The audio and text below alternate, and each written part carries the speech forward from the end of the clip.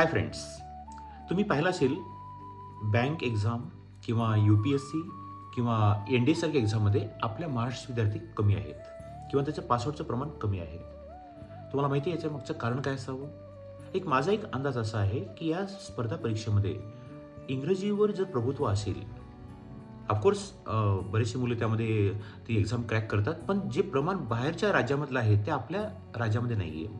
Actually आपल्या महाराष्ट्र विद्यार्थी फार मेहनती आहेत, पण मी एक गोष्ट प्रकर्षाने पाहिलं की त्यांच्या इंग्रजीचं प्रभुत्व थोडंसं कुठेतरी मला वीक वाटतो किंवा कमकुवत वाटतो. तर अशा सर्व विद्यार्थ्यांना माझी एक विनंती आहे, रिक्वेस्ट आहे, तुम्ही इंग्रजीवर प्रभुत्व मिळवा. त्याच्यामुळे काय असतं, इंटरव्ह्यू फेस करताना किंवा पेपर सॉल्व्ह करताना तुमचा आत्मविश्वास वाढतो. आणि इंग्रजी येणं आवश्यक आहे, कारण पूर्ण एज्युकेशन इंग्लिशमध्ये आहे, पूर्ण कंटेंट इंग्लिशमध्ये आहे. त्याच्यामुळे या विद्यार्थ्यांनी इंग्रजीकडे लक्ष देणं जास्त आवश्यक आहे. करेक्ट?